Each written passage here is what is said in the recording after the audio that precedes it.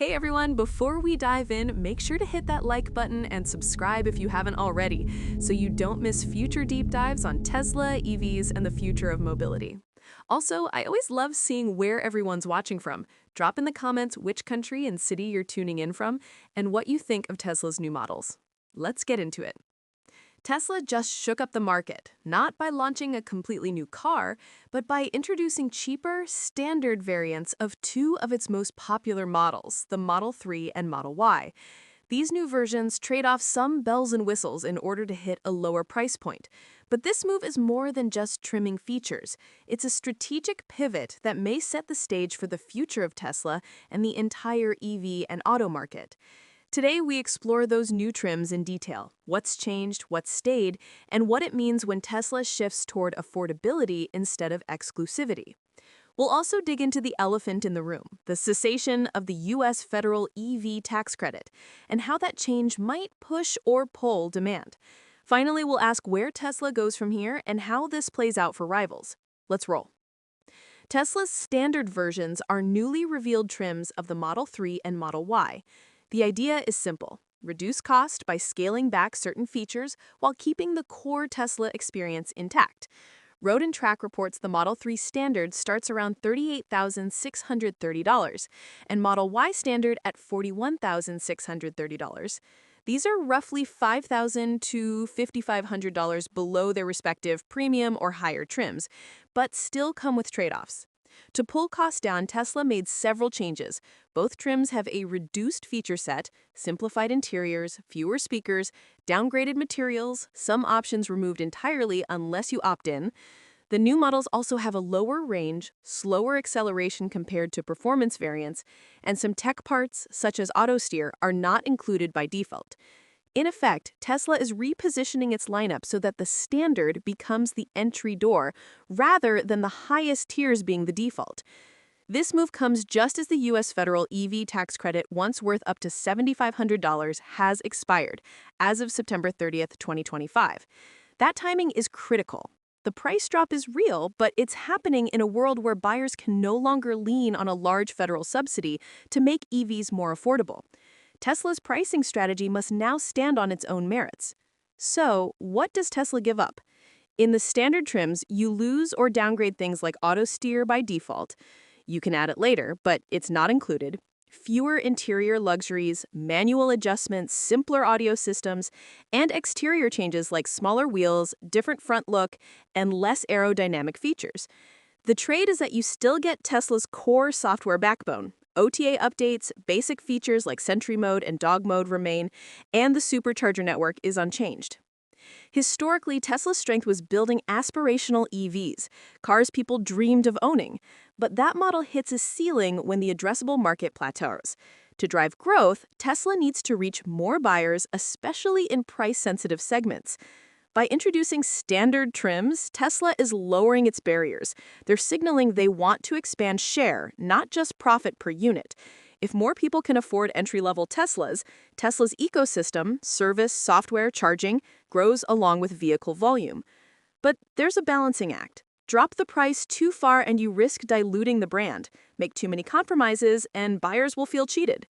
Tesla must retain enough value in the standard models to protect its image as a technology and performance brand. Another factor is competition.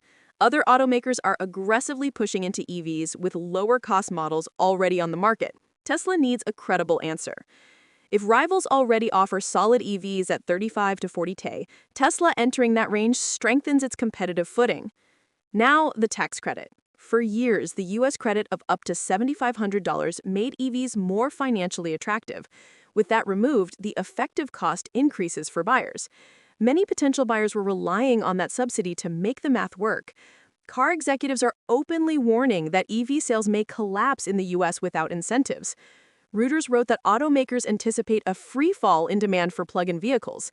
Inside EVs forecasted potential 24% decline in plug-in vehicle sales year over year in Q4 2025. GM had planned a scheme to extend the credit by having its finance arm claim credits on existing inventory and pass savings to lessees. But that scheme was dropped after political pressure and regulatory risk. That retreat exposes how fragile manufacturer strategies are around subsidy dependencies. So Tesla's timing is tricky. The lower price Model 3 and Y may help soften the blow of subsidy expiration, but they may not fully compensate. Buyers in price-sensitive markets may pull back. Tesla must rely more on its brand, charging infrastructure, and software advantages to maintain demand. Let's compare side by side what Tesla cut and what Tesla kept. What's cut or reduced is lower range and slower acceleration compared to premium versions, fewer luxury touches, interior materials less premium, fewer speakers, simplified trim, default removal of auto steer. Tesla removed auto steer from default and made it optional. Exterior adjustments, smaller wheels, different front look, less aerodynamic features. Some tech features downgraded or removed unless you pay extra. What Tesla holds on to is access to the supercharger network, OTA updates and over-the-air feature upgrades, safety standards, a Tesla is still a Tesla in crashworthiness and software safety, core Tesla software experience, Sentry, overheat protection, and remote control via app, the brand's reputation, charging infrastructure, and service network. By trimming selectively, Tesla's betting that many buyers value access and core performance more than luxury upgrades. These new standard trims are a signal Tesla is preparing for a shift toward volume growth over premium margin expansion. In the long term, we should watch for further cost innovation, batteries cheaper, manufacturing more efficient, shared platforms, scaling to new markets. Entry-level models may enable Tesla to expand deeper into Asia, Latin America, and regions where EV adoption is still nascent. Software monetization, with more base Tesla owners upselling features like full self-driving or advanced software becomes a bigger revenue lever. Pathway to a real Model 2 or sub-30K EV. These new trims might act as stepping stones, preparing Tesla and buyers for an even more affordable vehicle down the line. The trick is to avoid cannibalizing existing models. Tesla must differentiate sufficiently so that people don't abandon the premium tiers in droves. Impact on the broader auto and EV market. Tesla's move will ripple far beyond its own lineup. Competitors must respond. If Tesla can make EVs more accessible, legacy automakers will feel pressure to accelerate their own lower-cost EV launches. We may see faster price cuts, more incentives, and more aggressive production. Without federal incentives, regional policies will matter more. States that maintain or introduce EV rebates will be better investment zones. Automakers who moved manufacturing closer to key markets will have cost advantages. Also, dealers and automakers that relied heavily on subsidies may face a shock. We've already seen GM back off its credit strategy. As subsidies vanish, the real strength of each brand's product, infrastructure, and support systems will matter more than ever. In some markets, used EV markets may gain traction faster as buyers seek value without subsidy premiums. And financing deals, creative incentives, solar plus EV bundles, and integrated energy offerings may become more common to shore up demand. Buyer perspective, what to watch. If you're considering buying an EV now, here's what matters. Compare total cost of ownership, not just sticker price. Without subsidies, factors like charging costs, maintenance savings, and resale value matter more.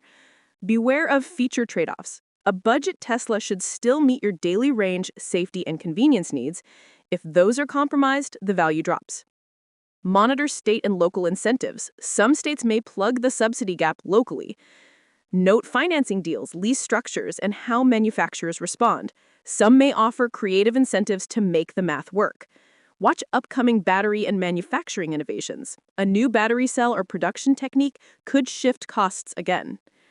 Risks and pitfalls Tesla faces. This pivot isn't without danger. Tesla must manage brand dilution. If buyers perceive the new trims as cheap Teslas, it could weaken premium appeal. Quality issues. Cost-cutting must not mean cutting durability or reliability. Any widespread problems could damage trust. Margin squeeze. Lower margin per unit means scale must massively compensate, or profitability suffers. Competitive backlash. Rivals may undercut aggressively or introduce better value EVs faster. Global supply constraints. Batteries, components, and chips remain potential bottlenecks. Consumer sentiment shock. With subsidies gone, consumer hesitation increases. Tesla must prove the value proposition beyond just incentives. The big vision. Tesla's evolving role. Think back. Tesla began by building evangelist-grade EVs. It used those to build scale, infrastructure, and brand. Then it moved mid-range. Now, with the standard trims, it's nudging toward the mass market. This aligns with the long-stated ambition, make EVs mainstream. If Tesla can pull this off, its future might look different than most expect. The real growth may come from subscription services, software, energy, robotics, and fleet operations, not just the margin on high-end cars. Tesla wants to be a mobility and energy platform, not just a car maker. By bringing in more owners at the entry price point, Tesla expands its data footprint, its software monetization base, and its network effect advantages. Each new car becomes another point of interaction, charging, service, and learning. Imagine scenes of the future. Let me paint a few vignettes. A mid-tier household that couldn't afford a Tesla now buys a Model 3 Standard, joins the supercharger network, and becomes plugged into Tesla software for the first time. They upgrade features later, become fans, maybe buy Tesla Solar or